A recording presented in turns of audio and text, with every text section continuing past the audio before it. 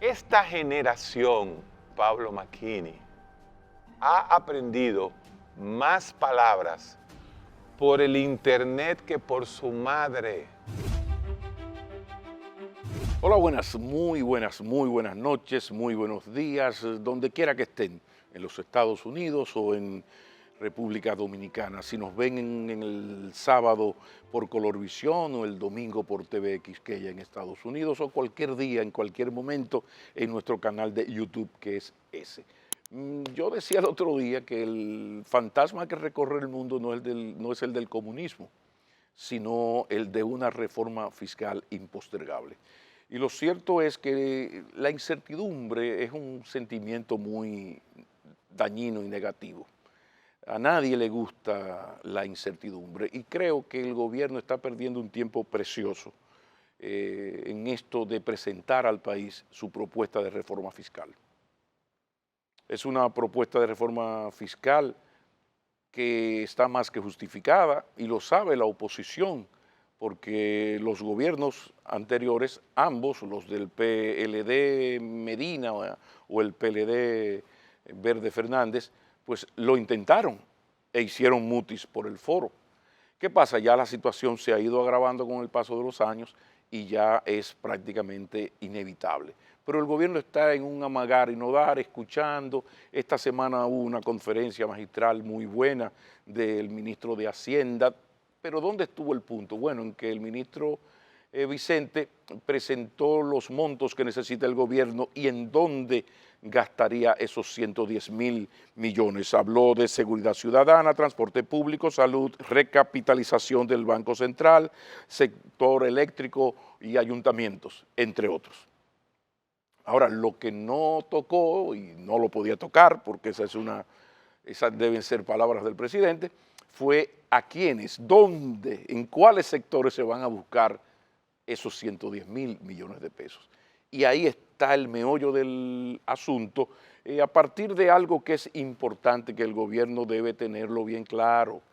En una reforma fiscal el consenso es imposible, porque hay sectores que van a ser afectados, más afectados que otros. Generalmente se va a afectar a sectores cuyo efecto no pueda transmitirse tan directamente a los de abajo. Pero bueno, en eso es que se está trabajando. Lo que no creo que deba el gobierno es seguir dándole largas a todo esto.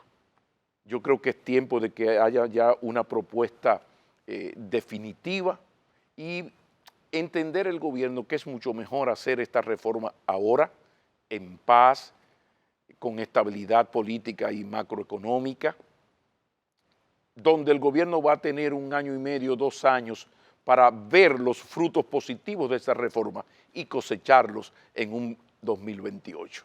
Ahora, si el gobierno sigue dudando y hace como hicieron los PLD, que huyeron por la izquierda en 2 ocasiones, entonces sería peligroso. ¿Por qué?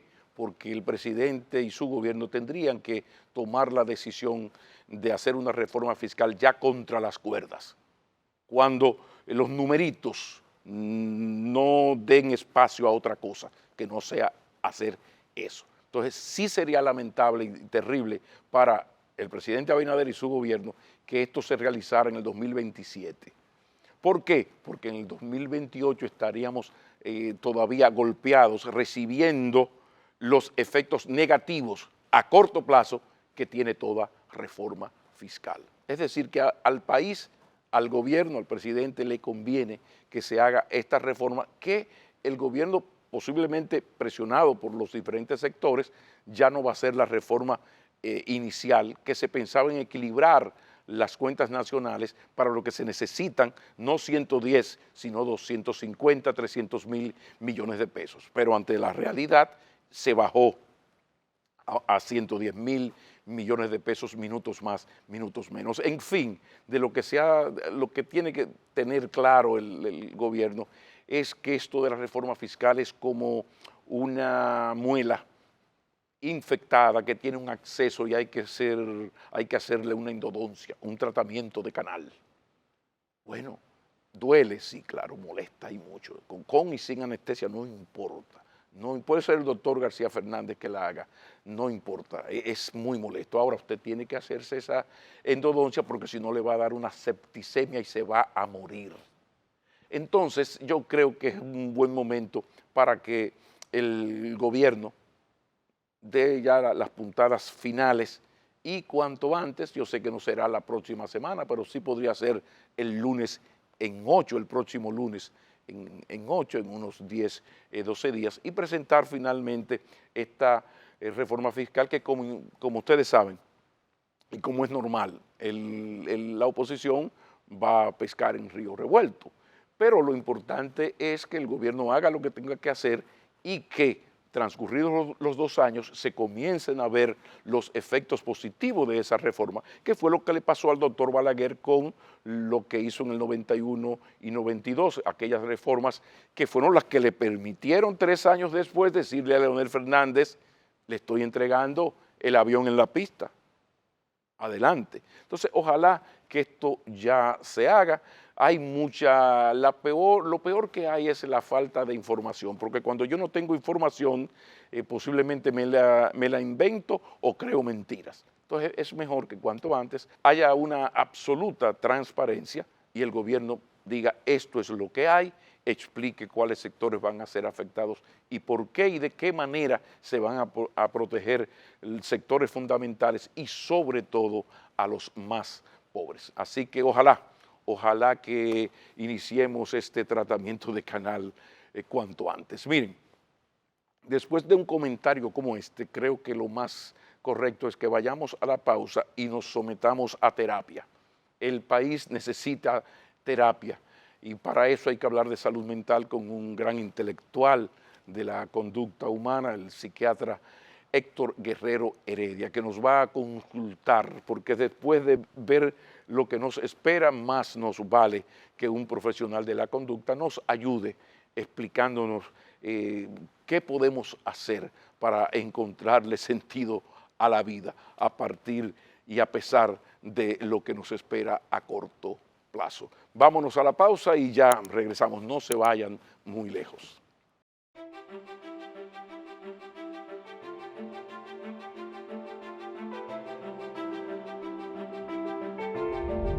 Seguimos y qué bueno que seguimos aquí en McKinney. Como les anuncié, después de lo dicho, bueno, el país necesita terapia y para eso nada mejor que no solamente un gran psiquiatra, sino un gran intelectual de la conducta humana. Me encanta conversar con el doctor Héctor Guerrero Heredia. Mi respeto, profesor, ¿cómo está usted? Pablo, Vanilejo, ¿cómo estás? Todo, ¿Pero tú eres Vanilejo o Vanilejo? Totalmente. Yo soy nieto de Vanilejo. Totalmente. 2 veces he ido a Vanillo.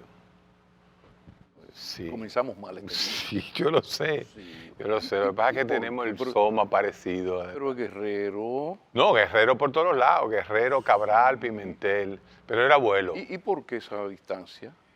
Abuelo puso las 3 farmacias esas de la Duarte. No sé si te acuerdas, la Mella, la Peravia, la Baní y la Landestoy. Esos eran todos los hermanos de mi abuelo. Sí. Pero como que Baní se quedó ahí, en esa semiótica simbólica. No, pero en noviembre él iba. A las fiestas patronales tu abuelo iba. Bueno. En noviembre. Entonces, es una pena, comenzamos mal esta entrevista, pero no, Héctor, te necesito porque el mundo necesita terapia. De repente, como dicen en Uruguay, cuando no sabíamos todas las respuestas, nos cambiaron las preguntas. Y uno como que no está entendiendo muy bien, en una especie como de crisis mundial de salud mental. Por eso legalizaron la marihuana en Uruguay, por eso mismo. Por favor. Para entender las nuevas respuestas. ¿Qué es lo que está pasando? Tiene que ver con el neoliberalismo, la falta de sentido. ¿Por qué esta falta de sentido de la vida?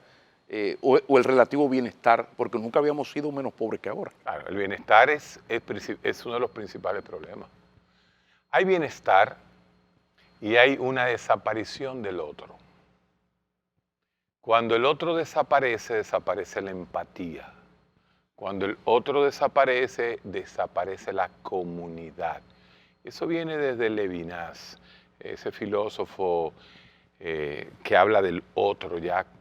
Acuérdate que la filosofía y la historia de la humanidad, porque la filosofía al final es psicología. Al final es psicología simbólica.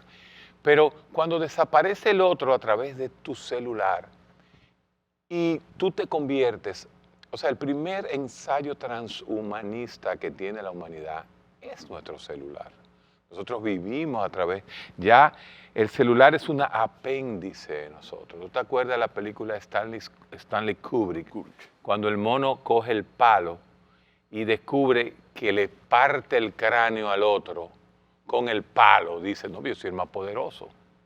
Entonces ahí Peter Sloterdijk, ese famoso filósofo, habla de que el hombre se convirtió ya en un transhumano porque da con un palo. Bueno, pues ahora no es dar con un palo porque el poder físico ya no importa. El poder digital posmoderno te hace decir que el palo tiene que ser la búsqueda de un like. Claro. La búsqueda de un like no es más que una búsqueda desesperada de una emoción positiva. Exacto. Esto no es fondo, esto no es forma. Mira, tú y yo hacemos este programa hoy.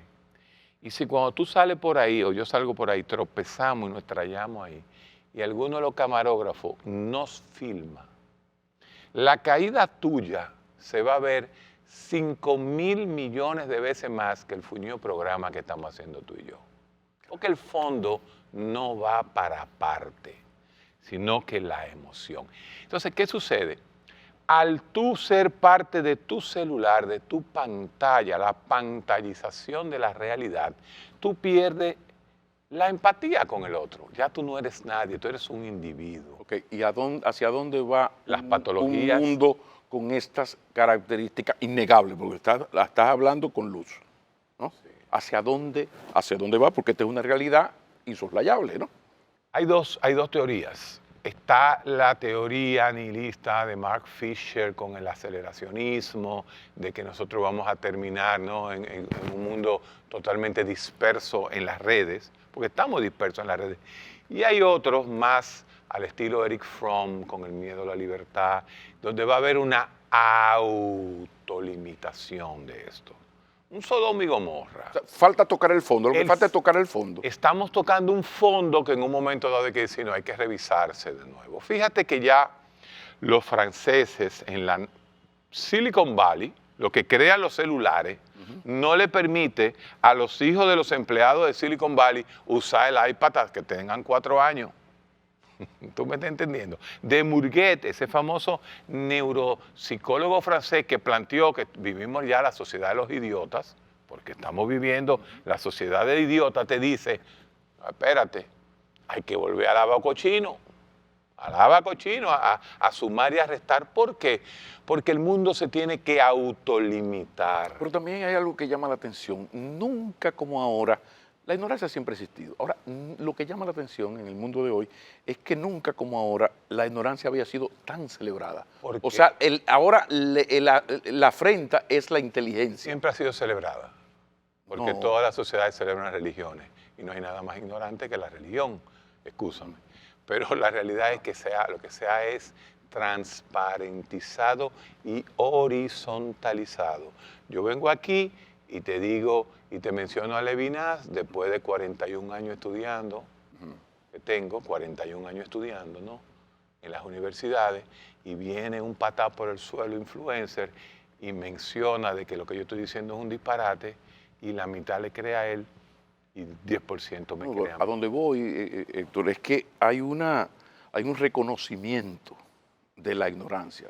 Siempre ha existido y la religión está ahí. En la medida en que la ciencia no da respuesta a las cosas, se ha tenido, el hombre creó la religión en lo que llegaba a la ciencia. Muy bien. Ahora, lo que voy es que de repente estamos en un mundo donde esa ignorancia tiene el liderazgo social. Por la red. Entonces, la difusión. Hacia dónde va. Porque siempre hubo la cultura mediana, sí, la élite cogía ópera, muy bien, sí, toda la cosa, leía Nietzsche, muy bien. Y luego estaba abajo ese nivel cultural muy pobre. Yo recuerdo en los 50, 60, la bachata, sí, que era la música muy mala, en términos musicales, pero en términos de las letras, muy pobres. Y existía el nivel medio. De repente, esto de abajo es el 80%. A ver. Tú y yo. A ver. Felipe Vicini, Felipe Vicini y Abreu. y Abreu. Felipe Vicini, en tweet, en X, le tiene que contestar a un carajo de guachupita que le mienta a la madre. Entonces, cuando tú ves que Felipe Vicini se pero es tiene un que exceso, es un no, exceso democrático de Felipe, porque es el que le gusta también. no, tú has visto Acabada sequilla por la X. Sí, O sea, pero todos sí. tenemos y entendemos de que las redes digitales horizontalizan el poder. Sí, Y ese es el pero con la problema. ignorancia triunfal. Totalmente, pero O sea, la ignorancia es la mayoría. Pero que se suponía que todos íbamos a ir mejorando un poquito, íbamos a llegar a un punto intermedio. Entonces, nunca, yo insisto en que nunca había sido tan celebrada, porque esa música muy mala se escuchaba en ciertos sectores. Entonces, bueno, fíjate cómo en 40 años hemos pasado de, aunque tú me has echado en el abandono, aunque en ti han muerto todas mis ilusiones, eso lo escuchaba y lo bailaba el obrero más humilde de La Habana o de Santo Domingo, ¿verdad?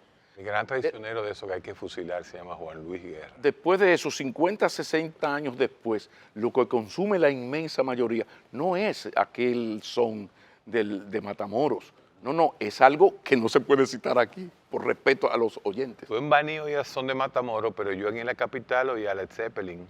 Y entonces Led Zeppelin, el rock pesado, que era lo que tocaba Juan Luis termina tocando bachata. O sea que esa culpa hay que echársela a Juan Luis. No, todo lo contrario, Juan Luis y primero Vitico salvaron Sí, porque comenzaron a enriquecer la lírica, porque el tango, a diferencia de la bachata, a diferencia del tango, no nació en primavera. El tango era de los pobres argentinos, pero con una calidad de... Una reminiscencia parisina. Exactamente.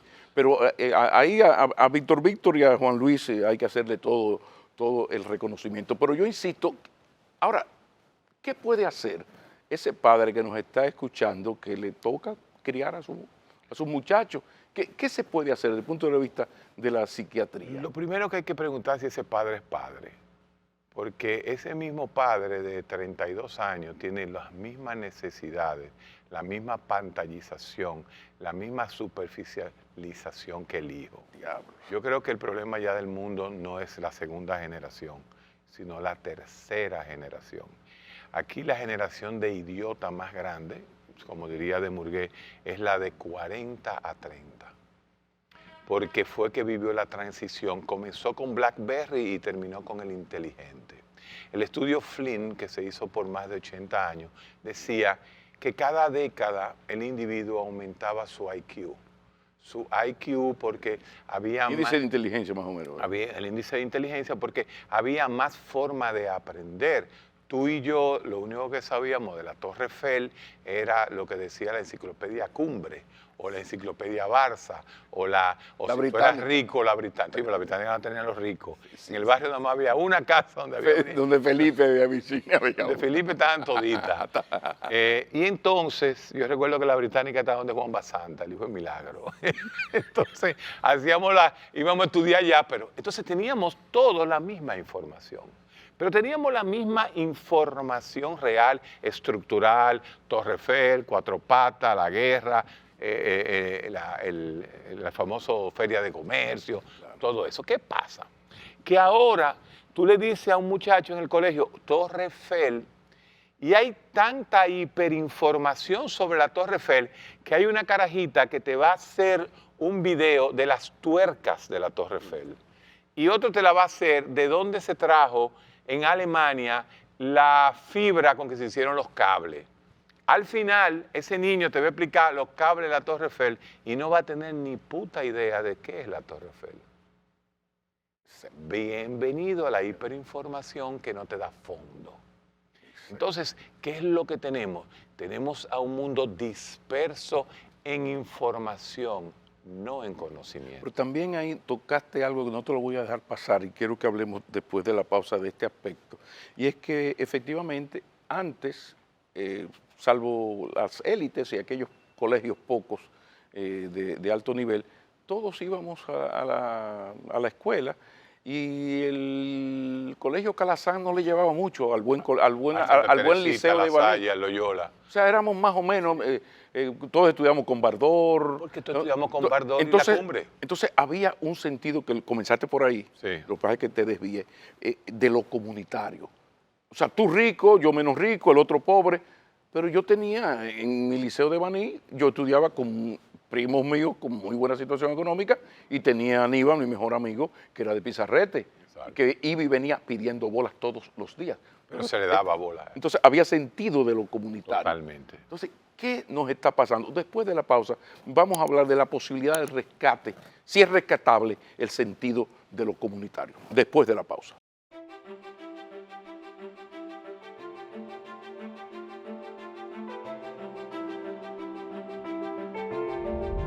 Es que hemos perdido el sentido de lo comunitario, estamos matando a lo que más nos une, somos egoístas, el ego, el bendito ego, el ego es el enemigo, Así es. Holiday.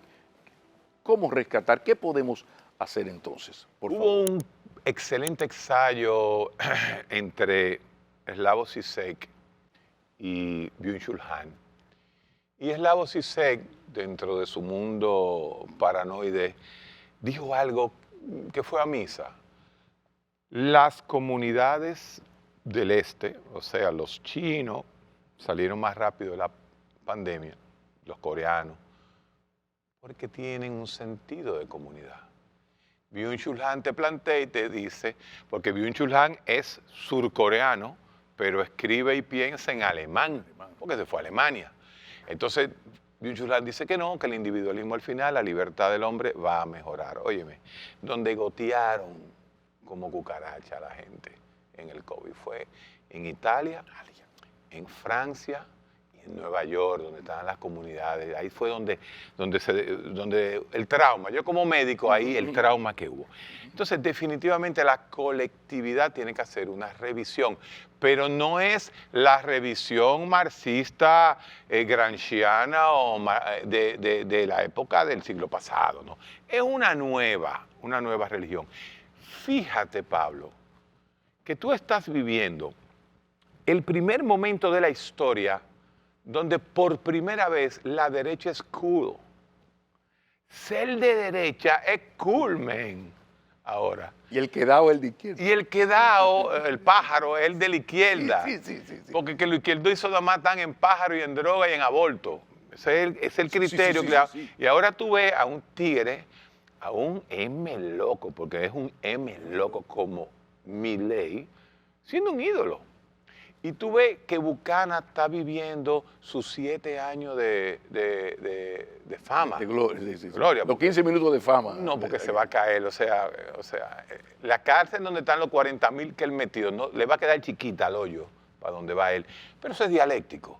Pero el punto es que estamos viviendo una época donde tenemos que autorrevisarnos. Y la primera autorrevisión comienza con la vuelta al conservadurismo. De ahí es que te digo que la derecha es cool. Es que estamos llegando a un momento donde la ignorancia no puede seguir siendo la media. Pero ¿tú crees que será inevitable que este proceso de derechización y de ultraconservadurismo continúe hasta que luego reaccionará? Pero es casi inevitable. Lo cool, ya lo dijiste, brillante, lo cool es la derecha que está cool ahora, bien. Nosotros, sí, la derecha es cool. Sí, estamos en un proceso donde la derechización va a durar, por lo menos, recuérdate que aquí llega después, señores, Alemania. No, acaban de llegar. Alemania, no, con Alemania ya tú tienes. Ahorita ya tú puedes hacer así en Alemania, dentro de poco tú puedes hacer así en Alemania. Entonces, cuando tú te das cuenta que ya hay una juventud que le importa un carajo que tú subas la mano, y tú ves a una Israel metida en un lío feísimo ahora con virus, tú te das cuenta que el mundo está ahora yendo a una reconservación. Y el caso de la República Dominicana, que es un país eminentemente conservador, que cuando se intentó crear una izquierda, los norteamericanos en los 12 años nos mataron a los mejores, y entonces ya la izquierda prácticamente no existe. Y eso es tan grave que de repente estamos en un país donde las elecciones se dan entre 3 presidentes de derecha todos. Mira. Fernández, Abel, Abinader. O sea, aquí no hay esa alternativa. O sea, en la República Dominicana eso no va a ser más terrible porque no hay el contrapeso. Aunque las derechas estén ganando, la izquierda, la socialdemocracia Ya no hay. juegan un poco. ¿Qué vamos a hacer en la República Dominicana? Porque aquí estamos todos, el conservadurismo es dominante. La República Dominicana vive en el Internet y vive... Mira, cuando un mundo, Sí. el gran problema del Estado Mayor, el Estado Alfa, léase los Estados Unidos. Mira, cuando el mundo está realmente preocupado porque en Ohio se comieron un gato, tú te das cuenta la ausencia epistémica de la sociedad posmoderna. O sea, los americanos están que si se comieron el gato o el ganso y la otra riéndose de eso, sí. La otra escondiéndose de una fiesta que fue donde Pop Daddy. Entonces, cuando tú te das cuenta que ese es el mundo real y Putin allá arriba con su carita, ¿no? Porque tú dices, no, hay una ausencia epistémica, no es República Dominicana, no hablemos de República Dominicana, es más, el debate entre Luis, Abel y el príncipe, Leonel, coño, tuvo más nivel que el de Kamala y el de Trump. Tuvo más nivel. Entonces, tú dices, what's going on? ¿Qué está pasando? ¿Qué va a pasar? Creo que viene una autorregulación. Ahí es Slavoj Zizek, creo que es el que gana y dice, okay, el cooperativismo tiene que... Recuérdate que cooperativismo es la simbiosis social. El ser humano evoluciona, la vida biológica, que es un accidente cósmico, evoluciona por la simbiosis. Tú me das, yo te doy, cooperación. Pero eso, llevado al plano social, es el cooperativismo. El cooperativismo no existe porque hay una ausencia del otro a través de las redes. Creo que nos vamos, quizás no lo veamos nosotros, pero en 40, 50, 100 años, los nietos míos que ya nacieron, lo que van a vivir es una vida más colectiva. Yo creo que tienes una gran razón cuando dices algo, es que ya a quienes hay que salvar es a nuestros nietos, que ni siquiera han llegado, ni siquiera a nuestros hijos, que tampoco, ya son, ya también, ya, los dos hijos míos son trompianos, o sea, que cuando yo veo que yo no he servido para absolutamente nada, toda la mierda que yo he estudiado durante 40 años, hijo de Boco Guerrero, termino de que todos los nietos de Boco Guerrero son trompianos, yo digo, esto se acabó. Y con razón. Y ellos me van a escuchar el programa y dicen, oye a este. Oye a este. Oye todo viejo. Oye todo viejo. Mira, pero hay una expresión, otra expresión de esto que estamos conversando, que tiene que ver con la locura de la violencia, la polarización y el odio. Precisamente en las redes usted entra y ahora están de moda los pleitos. Siempre peleábamos, después de la clase en el liceo normal, se peleaba, pero ya lo que pasa es lo que está pasando ahora ya trasciende en la calle, en un McDonald's. Además también, tú sabes, cuando uno peleaba y uno estaba perdiendo, tú mirabas para que no sigan. ¿Quiénes van a hacer lo que van a hacer? Ahora no, todo el mundo comienza a grabar y dos muchachos desbaratándose, ¿no? Entonces, súmale a esto de la violencia en sentido general, lo de la polarización, es al odio, no hay un resentimiento. Incluso esto de la polarización es tan terrible que hace 30 años uno disfrutaba en España los debates electorales, los debates en el Congreso, maravilloso. De repente, no República Dominicana, no, España está, que es una vergüenza. Sí, pero en España no había hace 30 años 4 marroquíes caminando al lado y un dominicano saltando. Sí, pero me refiero al nivel de la discusión. ¿Cómo es posible que 30 años después tú eches en falta el nivel de la política española del 92, el 93? Pero la polarización, el odio, la violencia, ¿qué es lo que nos está pasando? Mire, yo creo que hay lo que se llama una polarización light. Okay. O sea, yo creo que el odio es light.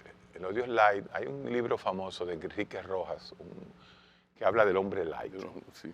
Entonces, el hombre light, yo creo que no. Mira, todos los días en mi colegio de clase media alta de la capital, Santa Teresita, todos los días había una pelea, pero no se grababa. Todos los días nosotros le hacíamos bullying al más oscurito del curso. Toda la vida ha existido. Es más, Los niños de la Ilustración, o sea, la generación que creó la vida moderna, el racionalismo y puso al hombre como el eje del mundo. Los niños en París, lo que disfrutaban los domingos no era ir ni al cine ni a una obra de teatro, era a ver la decapitación de 100 hombres en el mismo parque. Entonces los niños se criaban viendo cabezas rodar. La violencia intrínseca estructural del universo nunca había estado más disminuida que en este momento. Ahora lo que hay es una supersensibilidad a lo que siempre ha existido. Y una superexposición. Y una sobreexposición mediática. Ahora te ponen a dos niñas discutiéndose o jalándose los moños en el colegio Carol Morgan, que es el colegio más grande del país, y eso va a crear noticia, porque no hay nada de qué hablar. Y tú crees que esas dos niñas son más violentas que las de hace 30 años, que también se jalaban los moños y se caían a galletas. ¿O en qué pelea, en qué fiesta que tú fuiste, en qué discoteca, en Neón, en Waldo, en la época de Sui Generis, en la época de Alexander, toda la noche había una pelea, pero no se grababa? Ahora hay una pelea en la Venezuela y eso ya habla del colapso de la sociedad. Es tan light la pelea, es tan poco probable la pelea. Las peleas se seguían antes, ahora no. Tú te embrujabas en el country, después ibas para el naco y después para el club a seguir peleando. Ahora no. Entonces, todo es tan light, todo es tan vacuo que nada tiene fondo. Y ahí es el problema. Ahí es el problema. El problema de la sociedad ahora es que tú olvidas un hecho ahora porque otro hecho te lo hace olvidar. El nuevo hace olvidar el anterior. Totalmente. Entonces, el problema es que tenemos que revisar epistémicamente el sentido de nosotros, porque lo estamos perdiendo. No hay dudas, me quedé por mitad con el efecto Flynn y el efecto de Mourguet. Flynn decía que desde 1920, desde que sale la teoría de la relatividad, el mundo, las élites del mundo cambian y cada 10 años, 30, 40, eran más inteligentes. Mi papá era más inteligente que su abuelo, yo fui más inteligente, por lo menos más información que mi papá. Mi hijo primero tiene un poquito más de información que yo, pero en el año 2012, cuando la pantalla se convierte en todo, la generación post-alfa, hay que leerse a Bifo Berardi en la generación post-alfa para entender que Bifo Berardi dice: por primera vez en la historia, por desgracia, mis nietos van a ser más brutos que yo. Fenómeno de Mourguet, no lo digo yo, lo dicen los franceses. O sea, no es que no, es que yo voy a tener más capacidad de información y de análisis que mi nieto. Algo que nunca se había visto en la historia. O sea, después de la pausa viene, para entrar al leninismo, Stott y Elat. ¿Qué hacer ante esta realidad que está ahí? Si tú quieres la realidad real. No, es la realidad real y verdadera. Después de la pausa.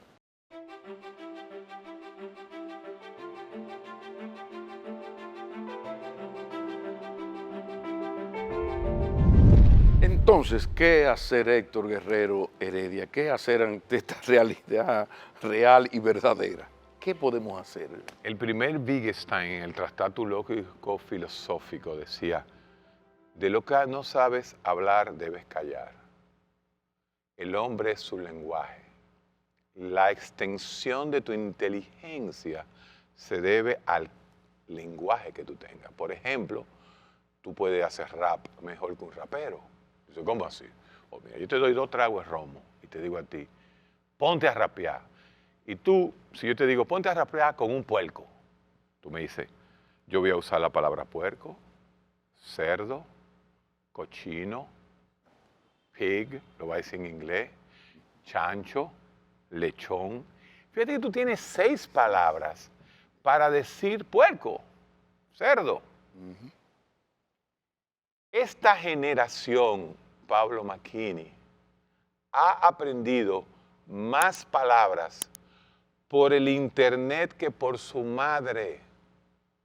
Y eso no lo desconecta Vivo emocionalmente. Berardi. Eso no afecta la calidad de la educación, porque esa conexión en la educación de tu madre, de tu padre hacia ti en esos años iniciales, eso creaba un vínculo especial. Las redes también y los celulares también han roto en parte eso también. Eso es lo que es peor. Ah, Esa no. es, por eso el nihilismo está No. a la vuelta de la esquina. Tráigame la cuenta. No, ya. ya tráigame la cuenta porque Vamos. no hay forma de que ese muchacho que haga el rap nada más lo va a hacer con puerco, porque él nada más conoce la palabra puerco, él no sabe la palabra lechón, cochino.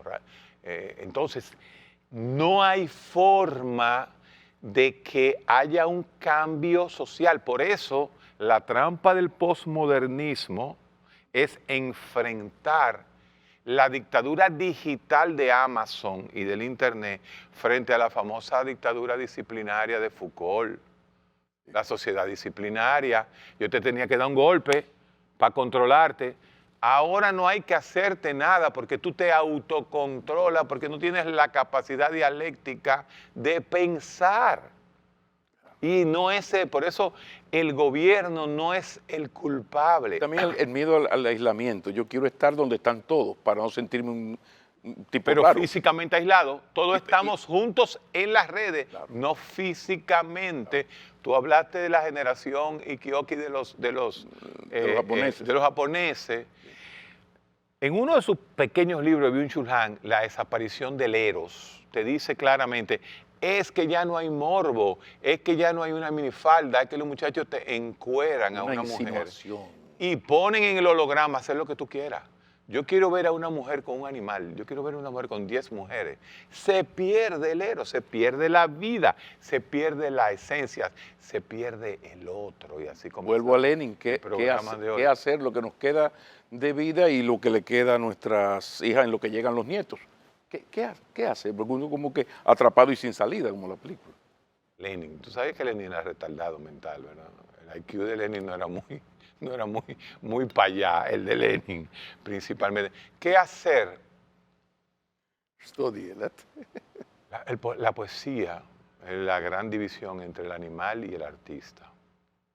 El verdadero artista es la poesía. Pero ¿cómo tú puedes hacer una poesía con un léxico de 600 palabras? No creo que los cambios verdaderamente sociales vendrán del occidente. La desoccidentalización del mundo. Fíjate que antes el meridiano de Greenwich era el centro del mundo que quedaba en Londres, pero ahora está en Francia. ¿Tú sabes dónde está el meridiano de Greenwich ahora? Al este de Ucrania. Porque cuando tú vas a ese meridiano, te encuentran 3.000 millones de seres humanos que están estudiando más que nosotros. Tú tienes 1.000 millones de hindú, 1.000 millones de chinos, 800 millones de malasianos, que ya saben 20 veces más que los nietecitos de nosotros. El fenómeno Singapur, que en 40 años pasó de ser una sociedad medieval a la sociedad número 1 en inteligencia, fue una sola causa. Una sola. Educación. Occidente entero, desde el río Volga hasta el estrecho de Bering, pasando por esos dos continentes, estamos en una sociedad de estúpidos. Pero también, ¿hasta qué punto, te pregunto, tiene que ver con que esa parte del mundo está centrada en el individualismo, con el neoliberalismo triunfal y arrogante, con esto por en medio? Pero entonces la reacción a esto es un Oriente que es todo lo contrario, aunque también utilizan, pero hay... TikTok. Pero hay una capacidad de reacción, porque allí lo comunitario es lo importante, el honor, la disciplina. Por ejemplo, siempre se ha dicho que los latinoamericanos, por ejemplo, somos ágiles, aprendemos rápido, pero no tenemos disciplina. No tenemos disciplina. Por eso la desoccidentalización, por eso TikTok lo usan los americanos, no los chinos, y lo inventaron los chinos. Okay. Esto está diseñado. Iván Gatón y yo a veces cuando nos reunimos a hablar de esta vaina, y él me dice, no, es que es verdad, esas palabras son de Iván, la desoccidentalización. Es una realidad, es una realidad. Mi universidad, donde yo estudié, yo era el único latino, porque los latinos no llegábamos, pero habían 18 coreanos, Claro. ¿entiendes? Entonces, no hay duda, si tú coges la NASA ahora, la NASA parece las Naciones Unidas, pero de China. Exacto. Hay dos rubitos, el latino es el que limpia, y después tú ves todos los genios son hindúes, pakistaníes, coreanos, chinos y japoneses. ¿Y hasta qué punto la expresión política de estos cambios tiene que ver con este grupo de los BRICS, Brasil, Rusia, India, fíjate, India, China?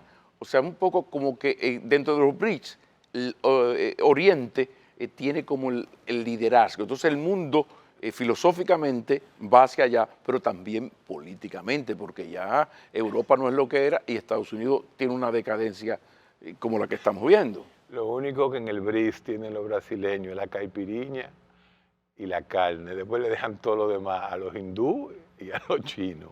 Claro. En otras palabras, o sea, tú sabes que Brasil vive en un mundo, o sea, el Brasil de Río Janeiro y de la chabola, la favela de Río Janeiro no es lo mismo que los laboratorios que hay en Brasilia.